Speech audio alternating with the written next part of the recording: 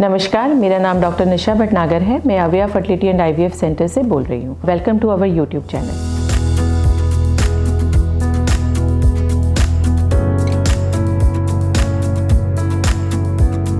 आज हम एक इम्पॉर्टेंट कंडीशन के बारे में बात करेंगे जिसे हम रिकरेंट इम्प्लांटेशन फेलियर कहते हैं। मतलब आपने 2 या 3 IVF साइकिल करवाई हैं, आपके अच्छे एम्ब्रियोज ट्रांसफ़र किए गए, उसके बाद भी आपको रिजल्ट नहीं मिला। तो इसमें क्या हम कर सकते हैं, आज हम इस बारे में बात करेंगे। ज़्यादातर केसेस में ऐसा होता है कि जब कोई भी औरत मल्टीपल IVF फेलियर के साथ गुजरती है तो उनको ये फीलिंग आती है कि शायद कोई प्रॉब्लम मेरे अंदर है, शायद मेरा यूट्रस इसको रिसीव नहीं कर पा रहा, शायद मेरा यूट्रस प्रॉपर एनवायरनमेंट नहीं दे पा रहा, या शायद मेरा यूट्रस उसको रिजेक्ट कर रहा है, मेरी बच्चेदानी उस एम्ब्रियो को ले नहीं पा रही है। इसकी वजह से बहुत सारी औरतें बहुत ज़्यादा उदास भी हो जाती हैं, लेकिन हमेशा ये सही नहीं होता। इम्प्लांटेशन फेलियर के कई कारण होते हैं। अगर मैं इसे एक तरीके से समझाना चाहूँ तो मेरा फेवरेट एग्जाम्पल रहता है एक पौधे को उगाने का। जैसे जब हम किसी पौधे को उगाने की बात करते हैं तो हमें 3 चीज़ें चाहिए होती हैं। हमें एक अच्छा बीज चाहिए होता है, हमें अच्छी ज़मीन चाहिए होती है और हमें अच्छी एनवायरनमेंट चाहिए होती है। इन तीनों में से किसी में भी अगर प्रॉब्लम होगी तो वो पौधा अच्छे से ग्रो नहीं करेगा।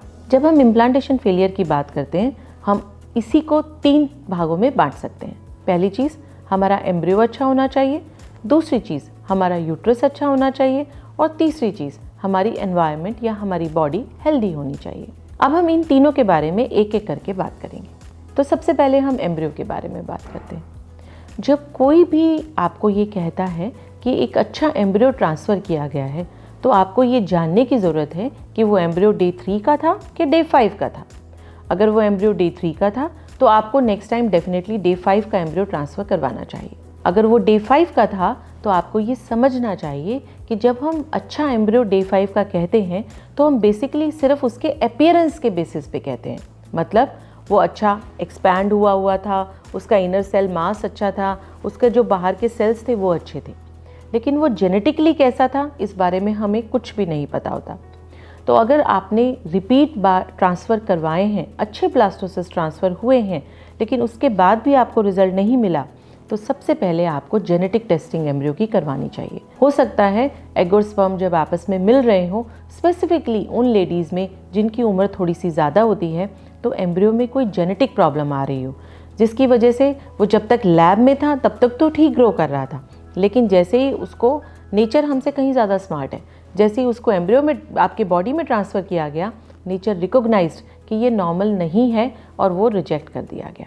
जब भी एम्ब्रियो को हम ट्रांसफ़र करते हैं, यूट्रस और एम्ब्रियो के बीच में एक तरीके से एक डायलॉग होता है जिसमें कुछ एंजाइम सिक्रीट होते हैं। जो एम्ब्रियो होता है वो धीरे धीरे यूट्रस की एंडोमेट्रियम लेयर को अंदर इन्वेड करता है और एंडोमेट्रियम उसको ऊपर से कवर कर लेता है।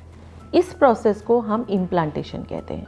तो कई बार कुछ स्पेसिफिक एंजाइम्स होते हैं जो ये प्रोसेस को कंप्लीट कराते हैं, बट उनमें से अगर किसी की भी डेफिशिएंसी है या उनमें से कोई भी अगर प्रेजेंट नहीं है तो ये इम्प्लांटेशन प्रोसेस पूरा नहीं हो पाता। दूसरी चीज़, अगर कहीं यूट्रस में कोई एनाटॉमिकल प्रॉब्लम है, कोई सेप्टम है या वो यूट्रस की कैविटी पूरी नहीं है या उसमें कुछ एडेशंस है, तो भी ये प्रोसेस पूरा नहीं हो पाता।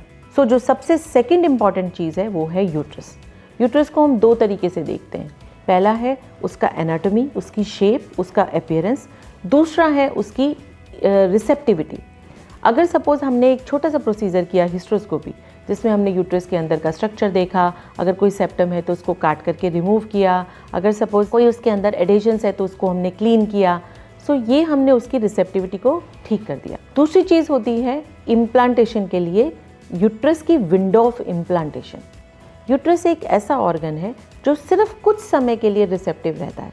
अगर हम उससे पहले या उससे बाद में कोई भी अच्छा एम्ब्रियो डालेंगे तो वो इम्प्लांट नहीं हो पाता।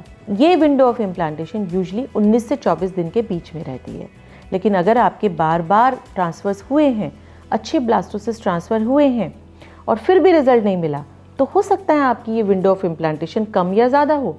तो अगर ऐसा है, आपको एक टेस्ट कराना पड़ता है जिसे हम एंडोमेट्रियल रिसेप्टिविटी ऐसे कहते हैं, जो हमें ये बताता है कि आपकी पर्सनलाइज्ड विंडो ऑफ इम्प्लांटेशन क्या है और हम उसके हिसाब से ट्रांसफ़र करें तो शायद आपको रिजल्ट मिल जाए। इसके अलावा हमें ये देखना पड़ता है कि यूट्रस के अंदर की जो एनवायरनमेंट है, जो उसके अंदर ऑर्गेनिजम्स हैं, वो कैसे हैं।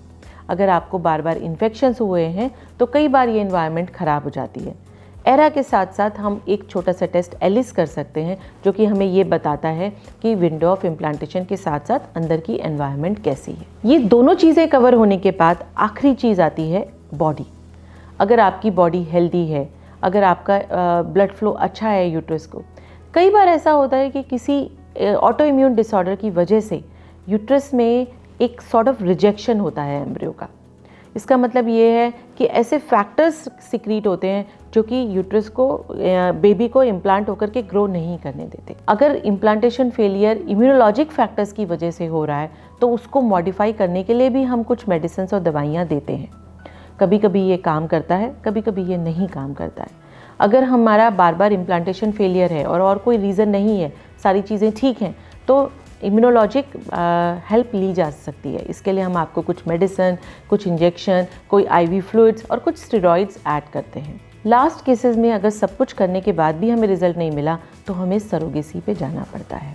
इसका मतलब ये है कि आपके एम्ब्रियोज अच्छे हैं, बट फॉर अननोन रीज़न, जो कि साइंस को भी अभी तक नहीं पता है, आपका यूट्रस उसको रिजेक्ट कर रहा है। ऐसे केसेस में सरोगेसी आपको हेल्प कर सकता है। अगर आप इस बारे में और कुछ जानना चाहते हैं, आपके कुछ सवाल हैं, आप नीचे दिए गए नंबरों पे हमें कांटेक्ट कर सकते हैं या हमारे सेंटर पे विजिट कर सकते हैं। Thank you so much.